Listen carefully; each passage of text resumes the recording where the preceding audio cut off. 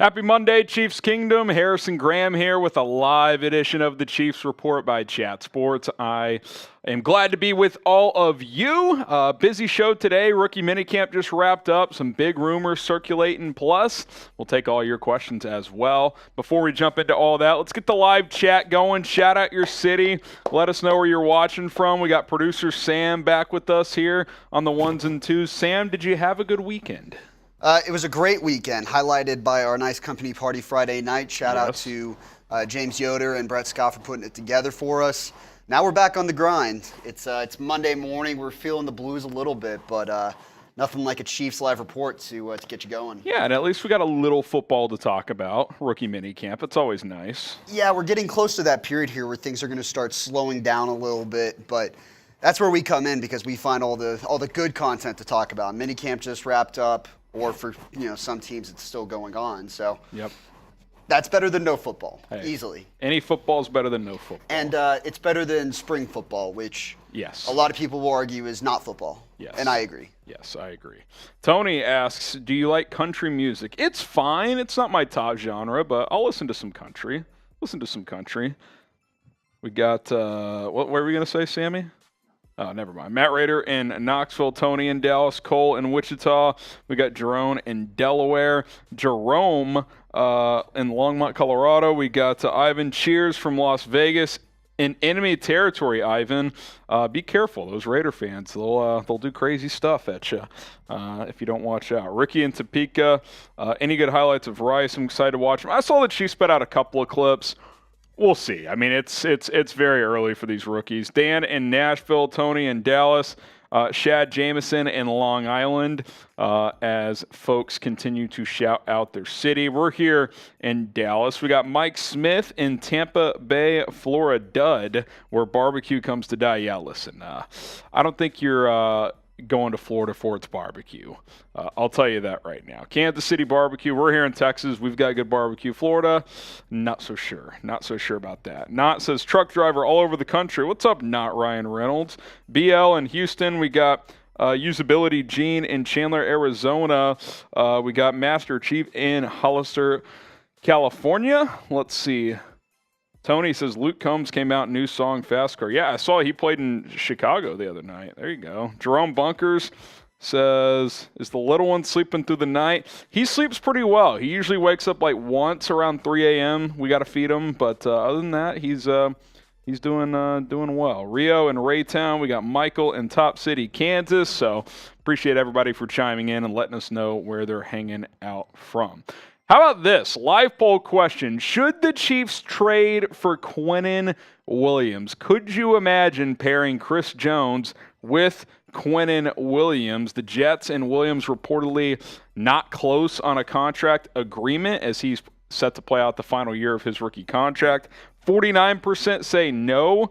51% say yes. Tony and Ricky say yes. So let us know. Y for yes and for no. We got Sean Hooker in Oklahoma. What part of Oklahoma? Sam's got producer Sam has family up there, so let us know. Sooner. There you go. Sam, the OU alum. Michael says yes. Terrence says yes. Cordarius says yes as well. What do you guys think? 52% saying yes now. It would cost a lot. We'll break this down during our rumors portion, but who knows? H-Tag says no. Greets from Germany. What's up, T Green? Sign Jones first, but yes. Yeah, I mean, I wouldn't want to get Williams and then dump Chris Jones. I don't want them both. If you're going to go all in like that, you would certainly have to move some things around. What did you end up naming your baby? PJ for short. Peter James, that's his name.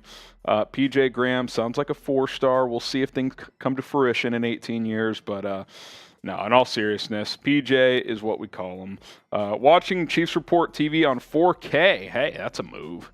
That's a move, Tony. Let's see. Upgrade somewhere else. Yeah, I mean, look, you got Chris Jones, so you don't necessarily need Quinnen Williams, but it'd be fun. It'd be fun. It's fun to think about. All right, it's National Have a Coke Day, so producer Sam wanted to throw this at you guys. Which soda is better? Type C for Coca-Cola, type D for Dr. Pepper. fellow Texans will probably cancel me for me. I'm like the only Texan that doesn't like Dr. Pepper. I'm not a fan. It's too sweet. This was actually a surprise attack by me, so I could shame you for that take. I know. That's a bad take. It's Dr. Pepper. I'm the only Texan that doesn't like Dr. Pepper and tea. I don't like tea either. It's unbelievable. I wish I had a Dr. Pepper in my hand right now. Like, I'd be very happy. Well, we had some, and they got deleted pretty quickly. They did. I'm the one who requested the Dr. Peppers, and I had maybe a few of them. There were a couple people at the office that are bigger fiends than I am. Yeah, But if you're from Texas, I feel like that has to be, well, unless you're Harrison Graham. Yeah. That has to be the correct answer is Dr. Pepper. But there's a good mix of Coca-Cola in the chat, too. We know who the top suspects are when it comes to who knocked out the Dr. Pepper. We'll leave those people alone. The odds are slanted. Yeah, someone's minus 350. Tony says Dr. Pepper. H-Tag's going with Coke. Tony, Dr. Pepper, Michael, Dr. Pepper, Coke, and it's not close. That's where I'm at. I don't even love soda to begin with, but just a classic Coca-Cola. That's the move. I actually kind of like Diet Coke and Coke Zero, too. Like, I think sometimes those taste better. Jerome says Coke. T. Green says Coke. Flip and my homeboy say Coke. Tom said Coke. I would say, like, if you polled nationwide, most would say Coca-Cola, but in Texas and in the South, a lot more would say Dr. Pepper because it's much more of a regional soda. I was going to say, that's just because Dr. Pepper isn't fully nationwide. If it was, everyone would be siding with me. I don't know. Someone says Pepsi sucks. Pepsi's fine. It's kind of just a ripoff of Coca-Cola. So mid. So mid. Yeah, it's the middest drink alive. The middest drink alive. Tony, aren't you a Pepsi guy? I feel like you told me that once, but who knows? I think, isn't Tom a Pepsi guy? I feel like he is. Yeah. Are you not? Well, he's a big Mountain Dew guy. He likes his Mountain Dew, so I think he might just be Pepsi products as a whole, which mid. I will say, what's kind of brutal is more restaurants are going to Pepsi products. I think Pepsi is charging people less, or companies less, which is a smart move because if you charge the same as Coke products, they're not going to roll with you. So, and that's one thing as a Dr. Pepper stan that I cannot live with. I can't stand is stadiums that are Pepsi-only products. No Dr. Pepper. And movie theaters like AMC's that have those dispensary soda machines. That's Coke and Pepsi only. There's no Dr. Pepper available there. But then they'll be like, disgusting. But then they'll be like, Mr. Pibb. Yeah, not dude, the same. I might select Mr. Pibb just so I can hold the button and watch it drain into the sink. That's the better use of that beer. Unbelievable. Should the Chiefs sign Frank Clark? S for sign, P for pass. Chris Jones trying to bring back his pass rushing mate. Who knows? He's still out there. S for sign or P for pass. It would be quite the scene if this ended up coming full circle and Frank Clark came back. Now, if that happens, I think it's either a vet minimum deal or pretty close to it because his dead cap hit is $7 million. So they couldn't come to a contract agreement, or a restructure. His cap hit was going to be $28 million, so they saved $21 by cutting him. I mean, are they going to go more than like $3 million to get it to 10? Because you're already paying him $7 million for dead cap. I can't imagine they're going to give him like 10, 12 million because then you're paying him 19 or 20 mil. So I think it would have to be, $3 million or less, if not the vet minimum. What do you guys think? Dan says sign. Michael says sign. Tom says sign. Lee Rapp says pass. Sign before the playoffs. He'll be on a team before then. He'll be on a team before week 1. Ricky says pass. Alex says pass. T. Green says sign. Ivan says sign. Tony says sign. Sign for $1 million right before playoffs. Again, he's not going to wait until then. It's not going to go into the season. At least I don't think. I mean, I guess I could be wrong, but sign Vetman. Dude, if you can get him at the Vetman, I'm in because essentially you would have still saved about $20 million by cutting him and then bringing him back. So I think that's probably less than they tried to restructure for. So certainly would be open to that. All right, we got a mailbag coming up later, so use hashtag Chiefs or Super Chat. If you Super Chat, you get priority access. You jump to the front of the line. Otherwise, we'll answer all the hashtag Chiefs questions as well. So load up your questions. We'll get to as many as we can. If you use the Super Chat, it's a guarantee to get on the show. And Sam's guarantee is if you Super Chat, you'll be on screen within a minute unless we're in the middle of like another segment or something, but you'll be first up. Or if Harrison doesn't stop talking when I tell him to stop talking. Yeah, sometimes, that usually doesn't happen. Sometimes, there's other hosts, they just keep babbling, but typically I will wrap it up so the super chat can get They know who they are. They know there's overlap with that and the Dr. Pepper drink guzzlers. There's some pretty blatant culprits here. What are those charts? It's like the Venn diagrams. Yes, there's a correlation. There's an overlap. There's one name right in the middle. There's a lot. There's a lot of overlap there. All right, you guys know the drill. If you're ready to start the show, like the video. Let's get to 35 likes. Come on. Smaller audience, it's the off season, I get it, but let's get to 35 likes. We got 80 people watching, 19 likes. Let's get to 35. Hit that like button, and then we'll jump into today's show. Again, we got a lot of stuff to dive into, so hit that like button. Let us know once you've liked the video, and you'll be good to go. Someone says, did Frank already get the dead cap money? I'm not sure when he gets it, but the transaction has gone through. He is not on their roster, so at least I think they have to pay him that no matter what. Like, I think that it's not like they can go back now and just restructure what the contract was. So regardless of if he gets it or not, it's on the Chiefs' books, that $7 million in dead cap. It's not like that's going away. Flip has liked the video, so hit that like button. Tony's asking me, how long has he been subscribed to the Chiefs? I don't know, Tony. You would know that better than me. I don't know when he joined ship. Tony's a Pepsi truther, by the way. I don't know, Sam. That's, I mean, you said Dr. Pepper, so it's acceptable. It cancels out the Pepsi take. Okay. Appreciate Flip. Everybody liking the video. Here's what's coming up on the Chiefs Report live here on YouTube. Latest Chiefs news and rumors. Some strong rumors out there. Chiefs minicamp takeaways. Some news and notes from what took place this weekend. Wrapped up today. Live Q&A. We mentioned it. Hashtag Chiefs or Super Chat. If you send in that Super Chat function, we will get those questions guaranteed on the show. Otherwise, use the hashtag Chiefs. And then also, we'll wrap it up with our way too early 53-man roster projection following the draft, following the bulk of free agency. What will the Chiefs roster look like? I take a stab at that today as well. All of that and more is coming up here on the Chiefs Report.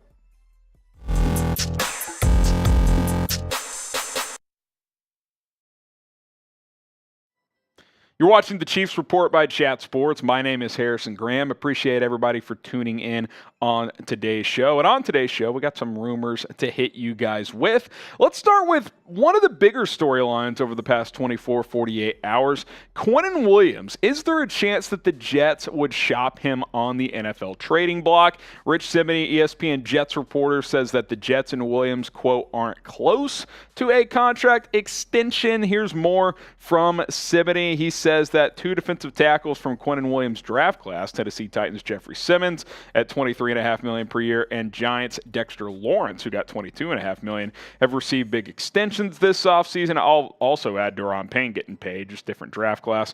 Williams appears to be the next man up, but the two sides aren't close to an agreement, even though the second contract market for top defensive tackles is clearly formed. Now, you look at the market right now, and defensive tackles, they've started to get paid. This is a position that has become more and more valuable because teams recognize if you can get pressure from the interior, that is tough for quarterbacks to face. I mean, obviously Aaron Donald's kind of in his own category, but Jeffery, Simmons, gets paid. Daron Payne, Dexter Lawrence, they all become kind of 2 through 4 there this offseason. Leonard Williams is up there. Chris Jones, who's looking for a new extension with the Chiefs here, he's going to get a pay raise, whether it's from Kansas City or somewhere else. Javon Hargrave got paid.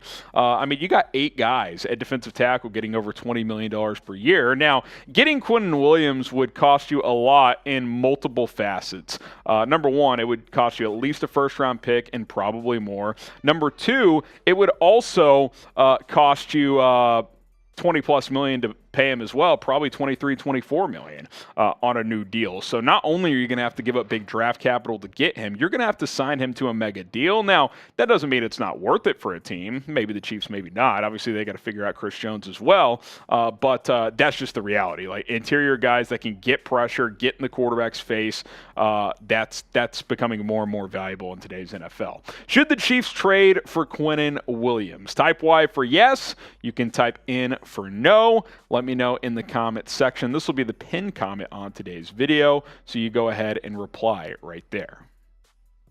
You look at what Williams did last year. He's always been a good player, but I thought he had a breakout campaign a year ago for the Jets, had 12 sacks. I mean, the QB hits for me, it's like, okay, he's getting consistent pressure. 28 quarterback hits, tons of pressures, 2 forced fumbles. I mean, this guy's a game wrecker. I mean, you pair him with Chris Jones, that would be, I think, by far the best interior defensive line group in the NFL. Him and Jones are your starters.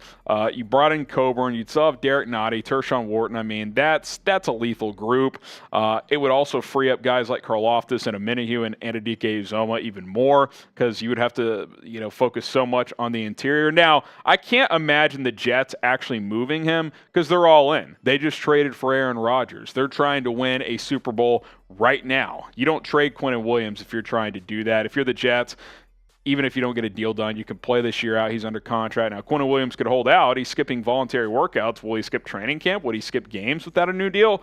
Maybe, maybe not. But if you're in New York, this would be shocking. I think the only way they would consider moving him is if he went public and requested a trade.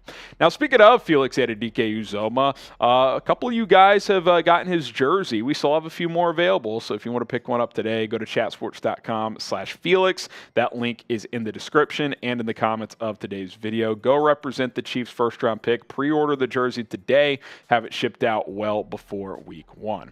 All right, speaking of number 1, that's not Anudike-Uzomah's number. They just haven't finalized the shipping of all that yet. Kadarius Toney, is he going to be wide receiver 1? Adam Teicher of ESPN, Chiefs reporter, says Toney is, quote, first in line to be the Chiefs' number 1 wide receiver. More from Teicher here. He says, this is from Brett Veach, who we quoted in his story about this. We got him in the middle of the season, and so there's only so much you can do with him. Talking about on the fly last year. He's extremely smart, so it's not going to be anything with grasping ideas or concepts. We were surprised with how quickly he picked it up. I think the sky is the limit for him. And there was a report earlier this offseason that the Chiefs believe he could be wide receiver 1, and based on the moves this offseason, that's where I have him penciled in. We know MVS is not a number 1. He's a complimentary receiver, someone who can challenge defenses vertically. Sky Moore, I think that's kind of what he's at right now, too. A guy who's going to work primarily out of the slot. Rashee Rice, second-round pick. I think he's got potential to be a big-time player, but he's still a rookie. We got to see him earn his stripes. Richie James, Justin Watson, their rotation guys. Justin Ross, if he makes this team, he's not going to be asked to be a number 1, obviously. And look, you've got Travis Kelce, so you don't need Toney to go out there and be this 1,300-yard player, but he's got the elite talent. He's got the ability to be a number 1 receiver in this league. I loved him coming out of Florida. Obviously, there were some, question marks. I don't want to use the phrase character concerns, but there was stuff coming out of Florida, kind of rumblings. Obviously, he didn't mesh well with the Giants, but he's been a true pro's pro since coming to Kansas City, and I think we've seen a lot of examples of that. Get players into this culture under Andy Reid, and players can excel. And I wouldn't say Toney excelled last year after getting traded here, but he did a lot of good things. Obviously, he had a big Super Bowl impact with a touchdown and a long punt return. The question is, can he maximize that talent and become that number 1 receiver? If he maximizes his talent, I think he is a number 1 in this league. Big year for him to prove that he can be on that trajectory. Can Kadarius Toney be a number 1 receiver? What do you guys think? I think he can. Now, will he? We're still projecting a lot with that. Type 1 for yes, type 2 for no. If you think he could be a number 1, go ahead and type 1.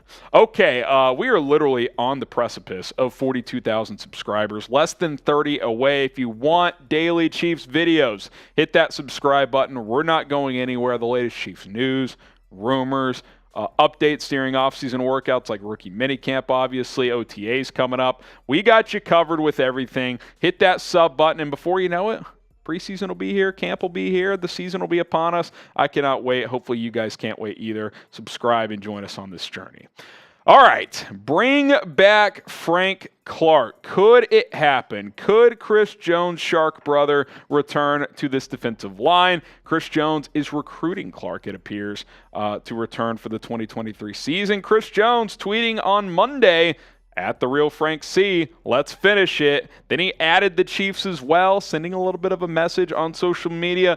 Look, I don't think anyone necessarily thought when Frank Clark got released that he would still be available in free agency. Now, I didn't think he'd get a huge deal. Maybe he's holding out, hoping that a bigger contract comes. I would bring back Frank Clark for cheap in a heartbeat. I was hoping they would restructure him.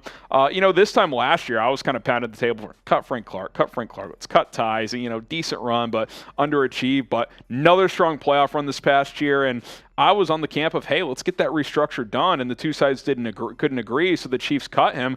I think Frank Clark and his agent probably thought there'd be bigger offers out there. That clearly has not come to fruition. Now, Frank Clark never was the $25+ million per year player for the Chiefs in the regular season. There's simply no doubt about that. When they traded for him and paid him that big contract, they were expecting more than this. I mean, his best year was his first year with 8 sacks. I mean, I thought they thought they were getting a double-digit sack guy for years to come, and that didn't happen. But when it counted most, he was great in the playoffs, and I still think there's room for Frank Clark on this defensive line. Now, maybe it's a lesser role. Maybe he's not a full-time starter, but it's not like Charles Omenihu is just a multi-year proven guy, especially in this system. Frank Clark is, even if he never reached his max potential here in Kansas City. And I've called him this before, I'll call him again. Frank Clark is what I call a triple P, a proven playoff performer. The guy had 10.5 sacks and countless pressures in 12 playoff games with the Chiefs. That's pretty damn good, folks. And that first Super Bowl run, he was big time. This last one, he was really good as well. I think on a 1-year deal for the vet minimum, or even just $3 or $4 million, maybe an incentive type of contract. Yeah, you already have him on your dead cap books for $7 million, but say you give him $3 million. $10 million you're paying him for this year on a 1-year deal, I think that's worth it for what he brings in the postseason, which obviously the Chiefs will be in the postseason, barring a catastrophic injury to Patrick Mahomes. Should the Chiefs sign Frank Clark? If it's cheap, I'm in. Type S for sign or P for pass. Let me know in the comments section down below. Should the Chiefs sign Frank Clark? S for sign or P for pass. Let me know what you guys think. Again, it's crazy to think that we could be here and that this could happen, but I would absolutely consider it if I was Kansas City. S for sign, P for pass, and don't forget to subscribe to the Chiefs Report. All right, we'll get some shout-outs rolling here. Tony Fuentes says sign. Kel says sign. Jeremiah says pass. Terrence says sign. Jerome, Keith, Sean, H-Tag, and William all saying sign. Brian and T. Green saying sign. Frank Clark. Ivan says sign. Another reason it can make sense, too, is he could help mentor a guy like B.J. Thompson, a developmental player that you just drafted in the 5th round. So there's value here. There's absolutely value. And maybe if you sign him, Karlaftis plays more inside. Who knows? I think Spags could mix up those looks there. Greg says pass. Matt says sign. You can never have enough pass rushers. That's what I'll say. Do you think it could be a situation where I know we're talking about Felix Anudike-Uzomah recovering from, I think you said foot? Thumb injury. Or thumbs, yes. Yeah. I don't think it's... making sure he's going to be just fine to recover, but B, getting a first glance at him once he does. Yeah, I mean, I think it could be insurance for a guy like Felix. Like if he's not ready to contribute heavily as a rookie, Frank Clark's a guy that can plug in. Charles Omenihu had a nice year with the Niners last year, but outside of that, he's been kind of just okay in the NFL. Like Frank Clark's definitely had a better career than Omenihu at this point, so I think there's room. Now, I think he would have to accept a lesser role. Again, I don't think he'd be a 80% of the snaps guy or something like that. But, play half the snaps, rush the passer on 3rd down. I think that there's certainly some value there. Someone's asking me if I've heard anything on Melvin Gordon. I'll be honest, I kind of forgot Melvin Gordon finished the year on the practice squad. Producer Sam and I were at the Super Bowl, and we walked past him. I was like, holy shit, I forgot Melvin Gordon's on this team. That was the first holy shit moment of the week. Not the magnitude of the moment or the environment. It was walking past Melvin Gordon in a Chiefs uniform and a Chiefs jacket. He might be done. I think he's done. He might be done. He was bad with Denver. He fumbled the ball like 25 times in 6 games with Denver last year, and that was that. Yeah, tough scene. All right, we got some minicamp news and notes that we're going to react to here, and then we'll take your questions, so don't forget to ask. You got to use the hashtag Chiefs function to get your questions in. I've seen a few questions that don't have hashtag Chiefs. Our software doesn't pick that up. Or you can super chat. We'll get to those here in about 10 or 12 minutes. But coming up next, some minicamp news and notes. Before we jump into our rookie minicamp reaction video, I'm Harrison Graham. Join the family here at the Chiefs Report by Chat Sports. Hit that subscribe button, turn on notifications. We're almost at 42,000 subscribers. We continue to bring you guys daily videos here on the Chiefs Report. So if you want more daily content, subscribe and turn on notifications so you know exactly when we publish a video. Like I said, my name is Harrison Graham, and you are watching the Chiefs Report by Chat Sports. We got some rookie minicamp takeaways coming up here on today's show. And first, Andy Reid had his exit press conference from rookie minicamp, and Donovan Smith is not a rookie, but he was a big topic of discussion over the past week after he signed. Will he start? Will he not? Andy Reid kind of confirming that he will start, saying that Smith will start at left tackle and Jawaan Taylor at right tackle to begin OTAs, which I think that part is notable. You know, if Smith comes out and has a bad offseason, period, maybe he won't start, but that is the plan. That is become pretty clear here. Here's Andy Reid, says he's been a left tackle at a high level. He's a good player. He'll be with the left side with the ones. Jawaan Taylor will move over to the right. And I kind of like the will move over, as if Jawaan Taylor has taken all these reps at left tackle. Like, yeah, they signed him with the thought that he could play left tackle, but the reality is he's been a right tackle his entire career. So from left to right, you got Donovan Smith, Joe Thuney, Creed Humphrey, Trey Smith, and Jawaan Taylor. And if Smith plays well, I think that's the ideal group because you got two, capable backup tackles if Wanya Morris develops. You got Lucas Niang, who's played some good football in the past. Darian Kennard in there, Nick Allegretti. You've got some quality depth. I like keeping Jawaan Taylor at right tackle. I know a $20 million per year player to play on the right side feels like an overpay and expensive, and you could argue that it is, and I wouldn't counter you. But if he plays at a high level at right tackle, I don't think anyone's going to be disappointed. You know what people will be disappointed in is if they sign a right tackle to play left tackle and he's not capable of doing it at a high level. Now, Donovan Smith, obviously the other part of this equation, playing at left tackle, has got to play better than he did in 2022. Back in 21, left side of your screen, he played really well. And, I've seen a lot of, Bengals Twitter and other AFC teams. Yeah, Donovan Smith sucks, this and that. I'm not saying he's a awesome all-pro player, but he's a starting caliber left tackle when he's right, when he plays well, when he's healthy. He had a bad foot injury last year that he tried to play through. Now, if he struggles like he did in 2022 with the penalties and the sacks, then you really have to revisit things. Like, do you then kick Jawaan Taylor over to the left side? Do you play Wanya Morris or Lucas Niang over there? I think the plan would probably be to kick Taylor over, but that doesn't feel like a guaranteed either. So you're gambling a bit here with this Donovan Smith situation. Like, you need him to at least be adequate on the left side of this offensive line. Now, if he could be close to Orlando Brown, which Orlando Brown was obviously very flawed, but on a one-year kind of Band-Aid situation, if he could give you 80 to 90% of what Brown did last year, which by the end of the year he was playing pretty well, I think you would take that. Jawaan Taylor, you're hoping, is an upgrade from Andrew Riley on the right side. And if that's the case, then your offensive line is just as good, if not better, than it was a year ago. If Smith really struggles, that's a different question for a different day. Hopefully that does not happen. Donovan Smith will start blank games at left tackle. Fill in the blank for me on today's video. In a perfect world, 17, and he plays well, assuming he's fully healthy. So predict it for us. How many games do you think Donovan Smith will start at left tackle?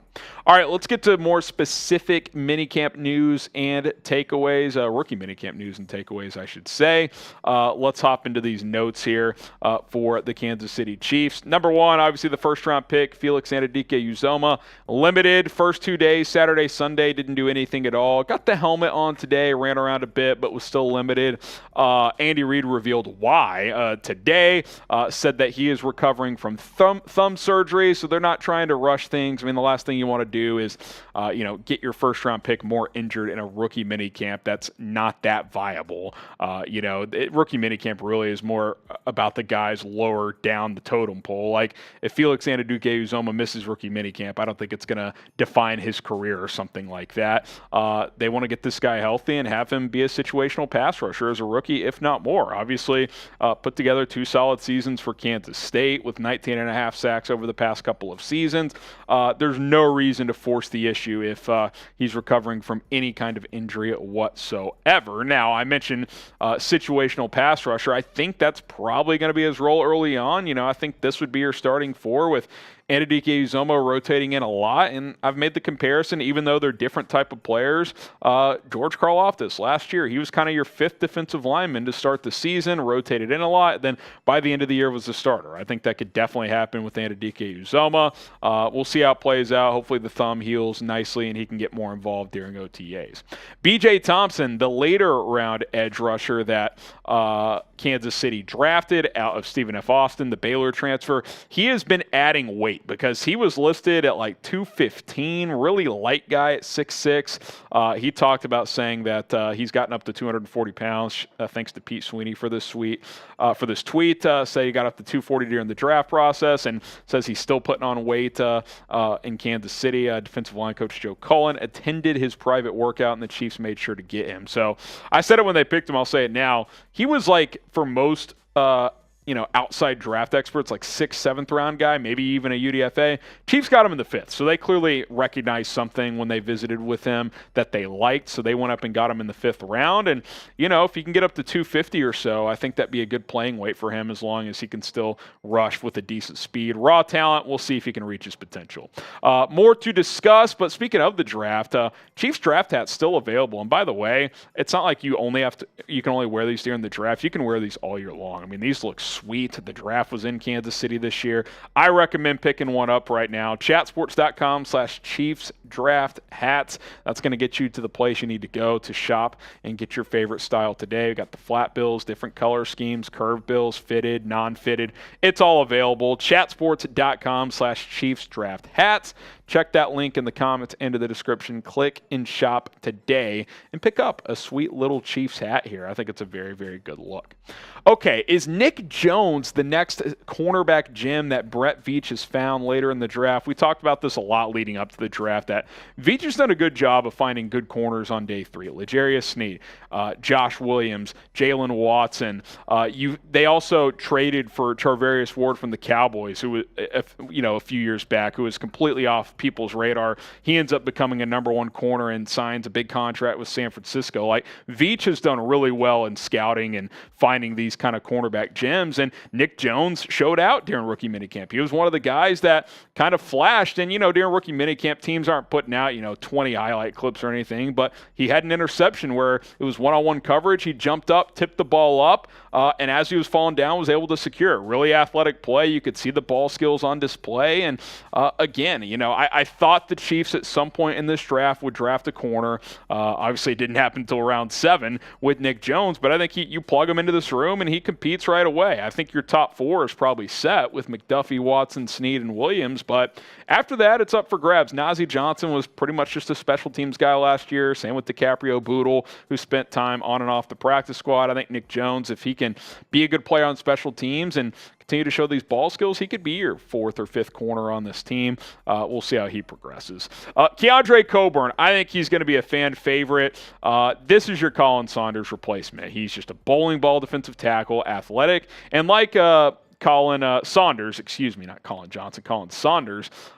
He's also wearing number 99. I mean, he looks like Colin Saunders out there with just his body shape there, just low to the ground, physical, athletic. I think he'll replace him well as a rotation nose tackle. I think he gets playing time in year 1. I really, really do.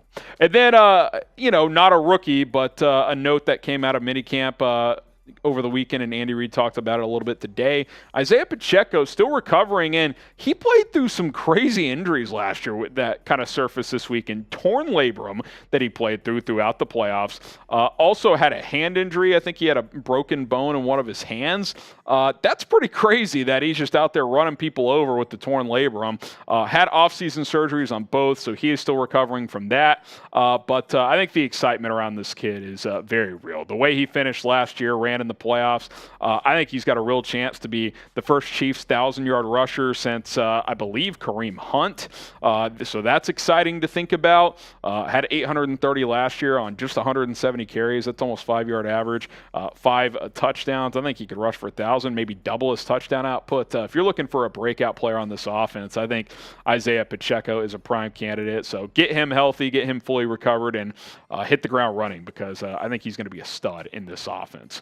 All right, folks, appreciate it. There are some news and notes from rookie minicamp this weekend, and more to come with OTAs around the corner, and then minicamp, and veteran minicamp, and training camp in July. It's all going to be here very fast. So subscribe, turn on your notifications, don't miss any of it as we continue to keep you guys in the loop here on the Kansas City Chiefs Report by Chat Sports. So appreciate the support and all of your guys' interactions.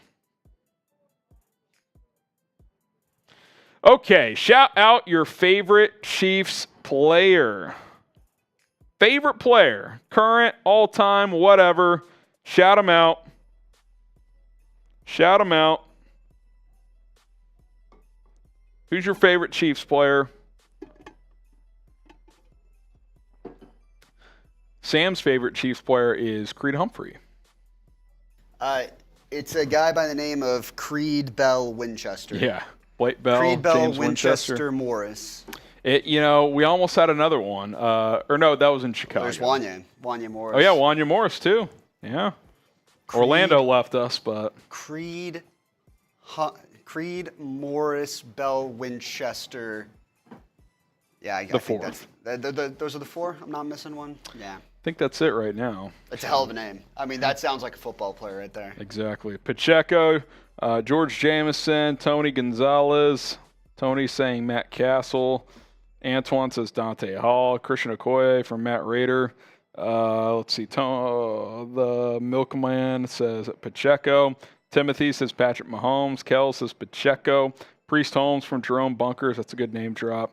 DT&D Cherry, we got Joe Delaney, Jim Kearney, Joe Montana from Carl. We got Mahomes from H-Tag. Ivan says Kelsey. Let's see. Oh, my wife Hannah's in the chat. Hannah, tell the people who your favorite Chiefs player is. I think it's probably Mahomes, if I had to guess. Also, tell them PJ's favorite Chiefs player. That's what the people really want to know. Who is PJ's favorite Chiefs player? Let's hear it. Master Chief says Mahomes. Marley says Chris Jones. Mahomes, he's a Texan. That's true. East Texan finest right there. By the way, what a weekend for Mahomes. So he and his wife Brittany at the Kentucky Derby. Yes, the Kentucky Derby. The Met Gala the night before. Yeah. Kentucky Derby the next day, and then they were at the F1 race. He was hanging out with Dak and CeeDee Lamb. I mean, what a 3-day bender for our Turns guy. out, yeah. I was gonna say, I wonder how he's recovering. How many Coors Lights at the Derby? Beers, yeah, how many Coors Lights? I'll say over/under for the weekend of Coors Lights. Let's go 17 and a half. Oh, I think it's over. I was gonna say like 21 for the weekend. You really know, double it digits all at the 3 Derby. days. There's no doubt. Double digits at if the you Derby factor is in fair. just mixed drinks as well. I mean, the race isn't until 6 Central, and they get That's there true. at like 10. They've got all if you're day drinking to sit one there and one just get drink an fucked hour, up. that's like Yeah, 10. That's already true. 10 drinks.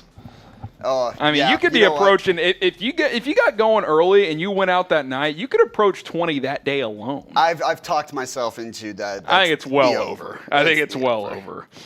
He might have scaled it back a little bit at F1, little recovery day, but I think it's definitely I don't know. over. F1 fans get after it too. I almost feel like the Met Gala was the one where he took it easy. That was like the pregame. Oh, Hannah said he was drinking mint julep, so he took down about 6 of those. I mean, there's no way that does anything. PJ likes Travis Kelce, Hannah says. So, hey, Mahomes and Kelce, that's the duo right there. So, that's good stuff. I think PJ's favorite is Mahomes or Kelce from Kels. Yeah, Kelce. That's the answer. All right, we got a mailbag, and then we'll have one more segment after that. #Chiefs, or you can send a super chat to get your question answered today on today's show. You got to use the hashtag, otherwise it doesn't get through, or the super chat function. If you just ask a question without the hashtag, we cannot get it on. So that's what's coming up here on the Chiefs Report. After this mailbag, we got a way too early 53-man roster projection, so stick with us here. Still a lot of content coming at you. I'm Harrison Graham, and you are watching the Chiefs Report by Chat Sports. Mailbag time here on the show, so use hashtag Chiefs or Super Chat if you want to get your questions answered. From Shad Jameson, who do you think the Chiefs will pick to play in Week 1? Well, I don't think they actually get to pick. They're going to play Week 1 because they're the defending champs, and they'll host at Arrowhead. And I'm pretty sure it's guaranteed the Thursday night opener. The question is, who will they play? I think it'd be fun as hell if they did Buffalo or Cincy just to open up the NFL season. I mean, the ratings for that would be off the charts. I'll say one of those two. I'll go Buffalo, Week 1, Thursday Night Football. Let's get after it. Sean Hooker, do you think Rice will start? The word start is, I'll say no to start. Because the Chiefs, they play fullbacks sometimes, so they may only come out in a 2 wide receiver set. But he'll rotate in a lot. I think we saw it last year. The Chiefs didn't really have a receiver that played 95+% of the downs. Juju was the closest to doing that, but they rotated a lot. They'll rotate 5 or 6 guys to get out there. Toney, MVS, Sky Moore, Rice will rotate in there. Watson and Richie James, assuming one or both of them makes the team, they should get some runs. So, yeah, I think he'll play a decent amount, but, quote-unquote start, I like the word rotation more. I think he'll rotate in and out a lot. Christopher Huff with one of the greatest avatars that's out there. What is the story with DeAndre Hopkins post-draft?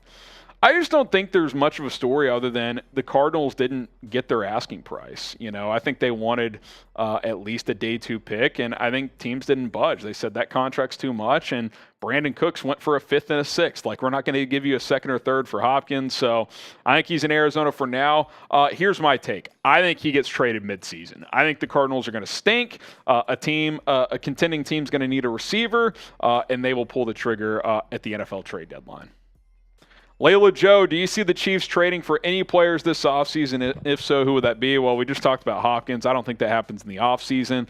I really don't, Layla. I don't think they're going to be a team that trades for, a Chase Young or a Quinnen Williams or something like that. I think they're pretty set with what they've got. I think they might sign a player or two. Maybe they sign another pass rusher. But I think for the most part, they're kind of set. Chiefs money line all day, yes sir. Who's the biggest threat to the Chiefs in the AFC after Buffalo and Cincinnati? Well, as you guys know, the AFC is very deep. I mean, that was proven last year, and I think that's true this year. Now, I think the Chiefs are at the top of the tier, along with Cincinnati and Buffalo just below them. But this is kind of how I see it. I kind of tiered it out without, numerically doing so. I think the Chiefs are obviously the team to beat. Cincinnati, I would put 2nd. Buffalo 3rd. I think the Jets and Ravens are right there neck and neck for kind of that next tier. Jets are a wild card. Like, they could be really, really good, or they could be like 500 again. We'll have to wait and see. Rodgers didn't have his best year last year. Chargers are loaded with talent, but can you trust them? No, that's why I've got them lower. Jags, they're still building. You could argue you put them ahead of the Chargers there. They did beat them in the playoffs last year. Dolphins, it's really all about Tua and the offensive line. Their skill group players, obviously they have Tyreek Hill, Jalen Waddle. I think their defense has some good talent, traded for Jalen Ramsey, but it all depends on how Tua plays and how he's protected. Biggest threat to the Chiefs in the AFC, you can include the Bengals and the Bills as well. Who do you guys think the biggest threat to Kansas City is in the AFC?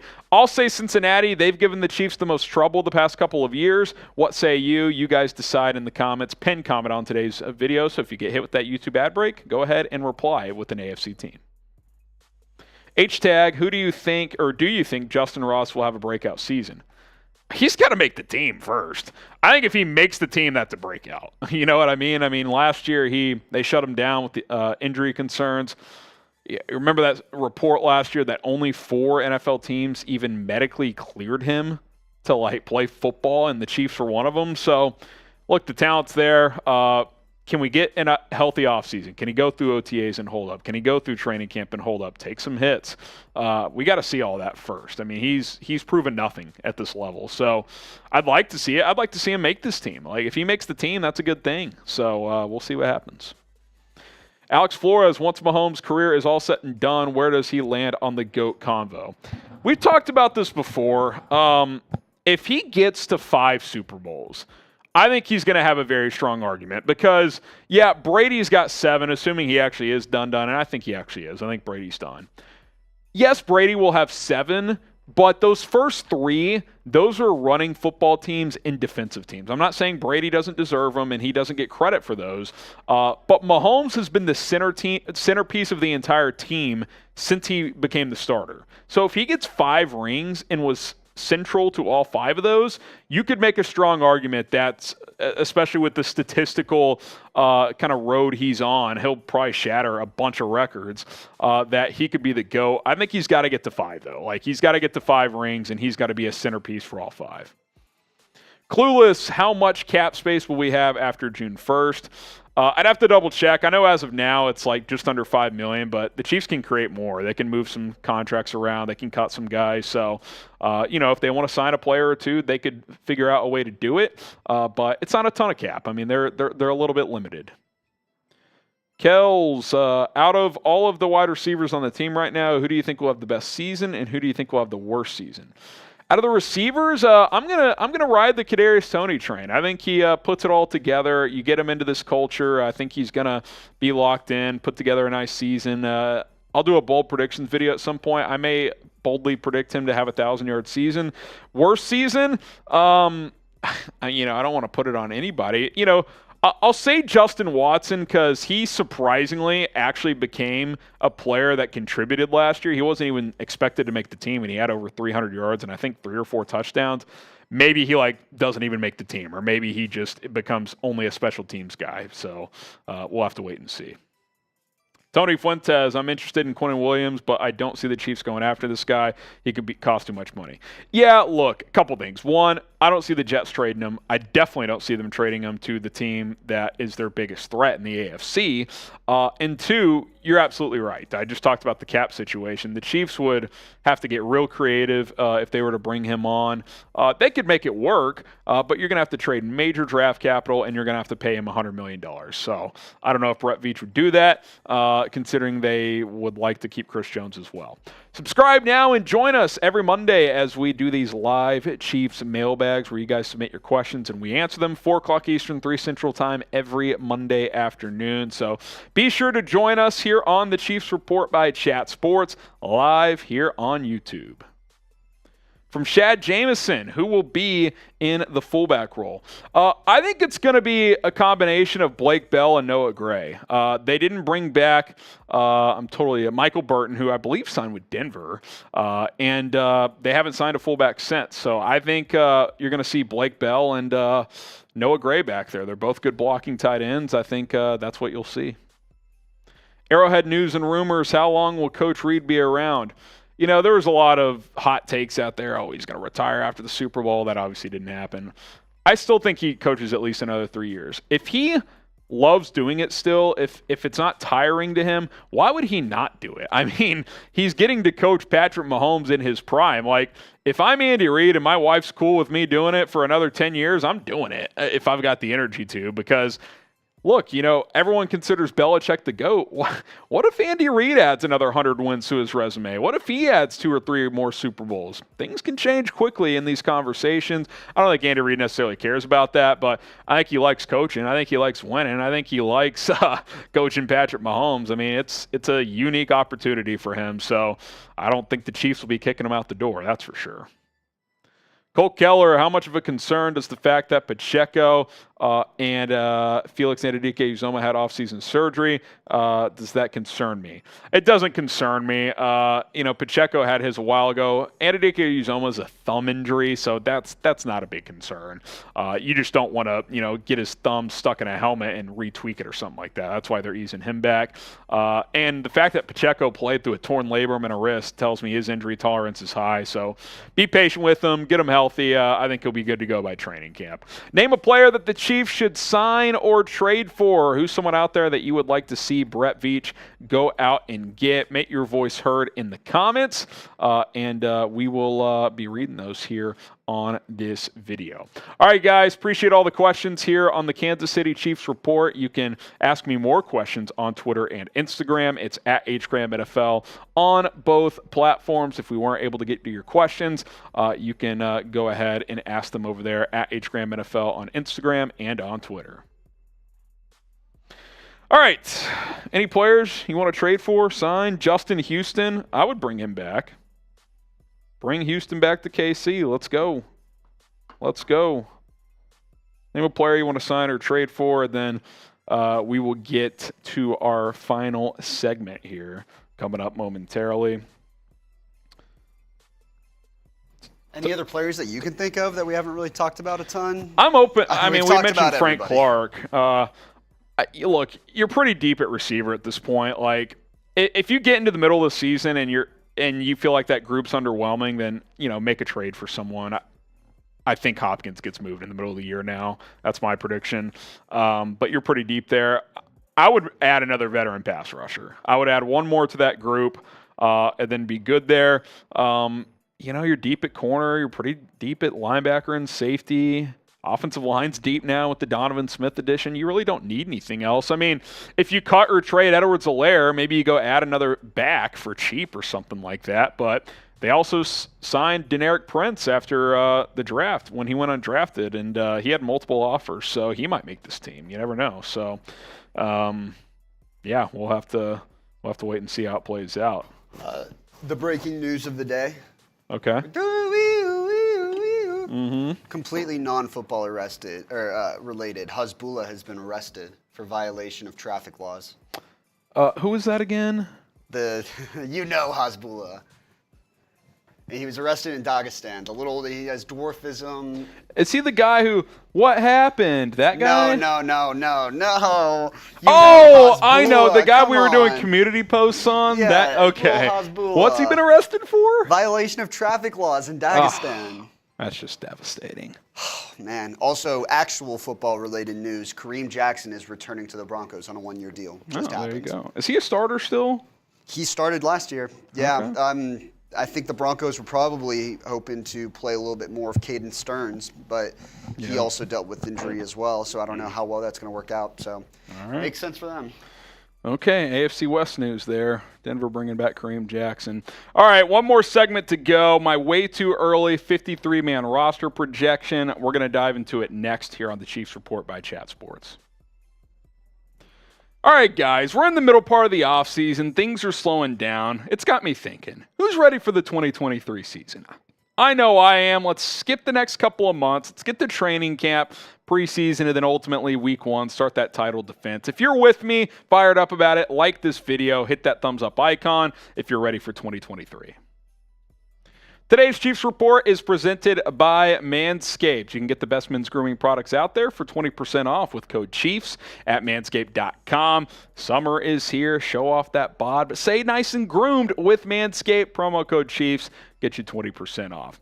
All right, coming up on today's show, my way too early Kansas City Chiefs 53-man roster projection. What do things look like, in my opinion, right now after the NFL draft, after most of free agency is wrapped up? Obviously, some guys are going to sign here and there, but go ahead and take a stab at this prediction here today is what I'm going to do. All right, here we go. We'll start with quarterback, go offense to defense. 3 quarterbacks make the 53. I was hesitant here, but I think Gabbert's going to make it unless Shane Buechele just clearly beats him out. But they've carried 3 the last couple of years. They clearly value something with Shane Buechele there. So Patrick Mahomes, obviously your starter. Blaine Gabbert, your veteran quarterback, 2, your backup. And then Shane Buechele, who's been in the system for a couple of years. He sticks around, continues to develop on this offense. All right, you go to the running back position now. I got 3 and a bit of a curveball here. Isiah Pacheco, obviously your RB1. You brought back Jerick McKinnon. I wanted to keep that 2-man duo intact, and the Chiefs have done that. Deneric Prince, UDFA. I've got him making the roster. I had him as a draftable player. He had multiple offers after the draft, chose Kansas City for a reason. Bold prediction here at running back. Clyde Edwards-Helaire Edwards-Helaire either gets cut or traded. Not sure which, preferably traded. Maybe a team in training camp suffers an injury. They throw the Chiefs a 6th or a 7th round pick to land Edwards-Helaire. They declined his 5th-year option, which tells me that he probably does not figure in their future plans. And if they could move him to another team, especially via trade, I think they would heavily consider doing that. Will Clyde Edwards-Helaire be on the Chiefs 2023 roster? Will he be there week 1? Type Y for yes, type in for no. Predict it for us down in the comments. I say no. That's one of my bold predictions right now. Go ahead and let me know what you guys think. So we go from running back to the wide receiver position now. 6 guys making the team here. Kadarius Toney, obviously, is going to be here. Marquez Valdes-Scantling, they restructured him. He'll be here. Sky Moore, he's a lock. Rashee Rice. I think those top 4, barring the unforeseen arrest or crazy thing that happens. Those 4 guys are making the team. Richie James, for now, I've got him making it, but I think he could be a potential cut candidate if other guys perform. Justin Watson, they valued him last year. Good on special teams. Patrick Mahomes trusts him. I've got him making it as well. Notable cut at receiver, Justin Ross. Listen, I'm pulling for the kid. I hope he makes it. I hope he shows enough, but there are real injury concerns there, both short-term and long-term. He has not been able to play a full season of football in a while, but, he's been training all offseason. He appears to be healthy. I'm pulling for him. If he could make the team over a Richie James or something like that, I would absolutely be on board with that. Okay, so 6 receivers, 4 tight ends here. I think you'll definitely carry 4 because, A, you carried 4 last year, and B, you don't have a fullback. So I think carrying a 4th tight end is vital. Travis Kelce, obviously, Noah Gray, Jody Fortson, Blake Bell. I think Gray and Bell will handle some of those fullback duties as well. 4 tight ends, and don't be shocked if a 5th makes it. You never know if they want to get extra depth with that fullback situation. Today's show, like I mentioned, presented by Manscaped. Summer is here, and you want to stay nice and groomed throughout your entire body. The Performance Package 4.0 is going to help you do that because it comes with a variety of products. First and foremost, the Lawnmower 4.0, the best below-the-waist grooming product out there. Keep you nice and trimmed, your family jewels protected. Then it also has the Weed Whacker 2.0, nose hair trimmer, ear hair trimmer. Fantastic product. They improved upon their initial launch of the Weed Whacker. The 2.0 is much improved, much more effective. You also get the Crop Preserver, which is the anti-chafing ball deodorant, which is fantastic after you shave down there, after you work out. You want to keep, kind of those gnarly smells out of there. Crop Reviver Ball Spray Toner, very awesome as well. A couple of throw-ins that this product gets you as well. You get boxers. Pick your size. You're good to go. Very comfortable. The Shed, which is their travel bag. You can throw all these products in there when you're traveling. It fits in there perfectly. 20% off. You're seeing that price reduction with code Chiefs at manscaped.com, and it's really more than saving $26.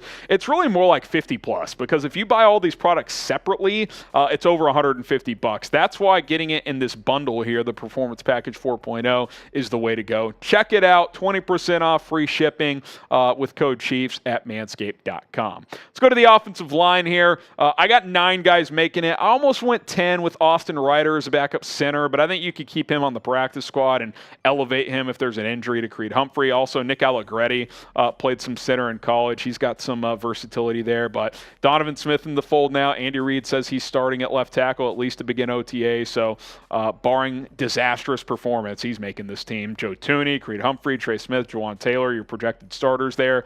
I think Wanya Morris and Lucas Niang are virtual locks as your backup tackles.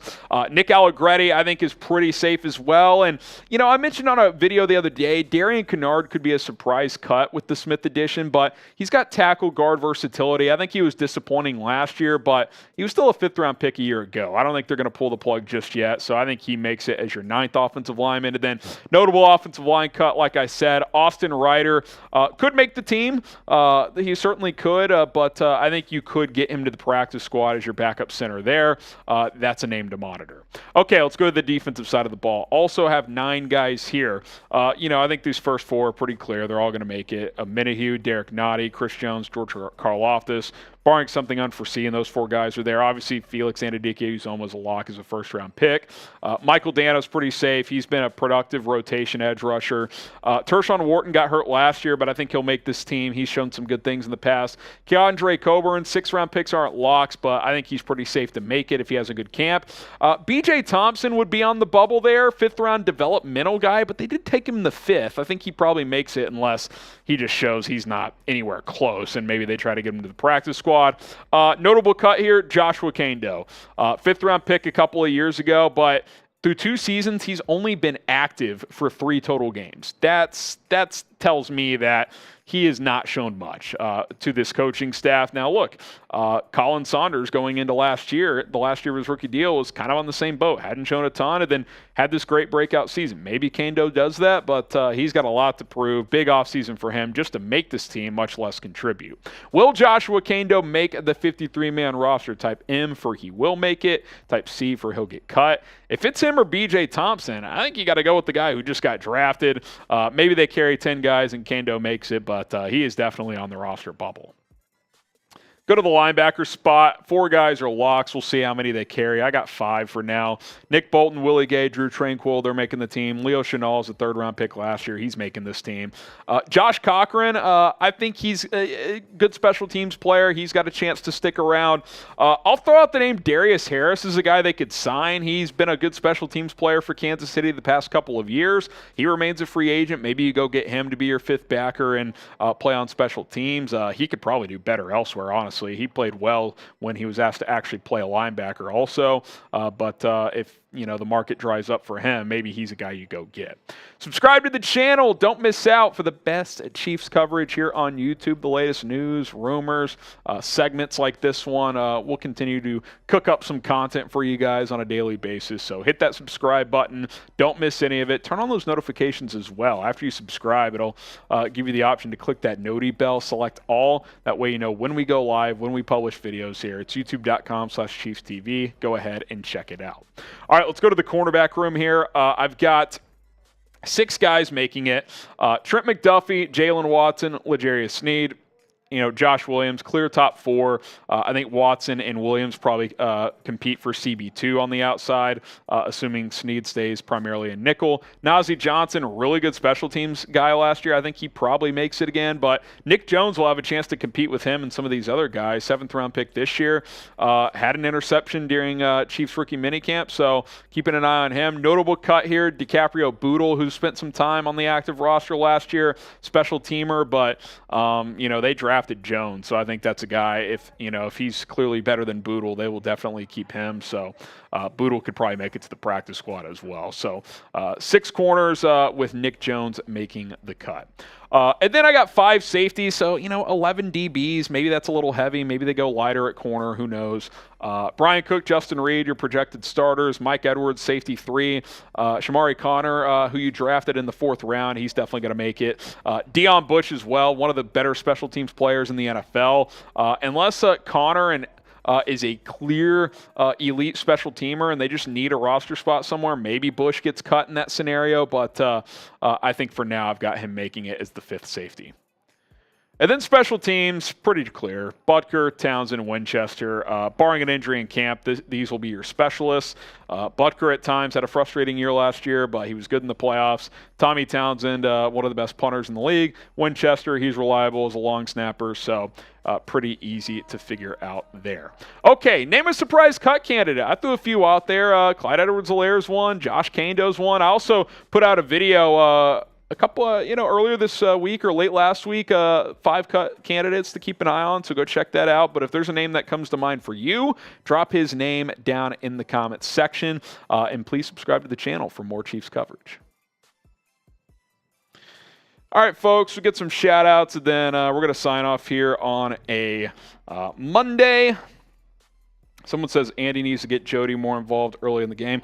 Yeah, I'd like to see Jody Fortson get more opportunities. He's had some injury concerns, but I think he can be a big red zone guy. So what do you guys think? Name a surprise cut candidate. Giuliano says, do you think that a wide receiver trade is dead? Yeah, I don't want to say dead, but I think for now they're pretty set. Again, I could see a midseason trade if they have an injury or if guys are underperforming, but we'll see.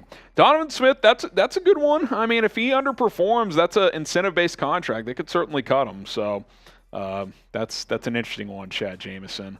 Interesting one for sure. I'll be curious to see if he does underperform, what they do at tackle. Do they move Taylor to left and Niang starts at right? Because I think in an ideal world, they use this year as like a red shirt for Wanya Morris. He's got to work. He's got to refine his technique, build some strength. So we'll see. Derek Nottie, maybe if Coburn has a great camp, maybe Nottie could be a cut candidate. Don't mind that one. So we will have to wait and see. All right, guys, we're going to sign off here. Appreciate all of the support you guys continue to show. Shout out producer Sam. Sam, any parting words as we embark on this week? Raise hell, praise Dale.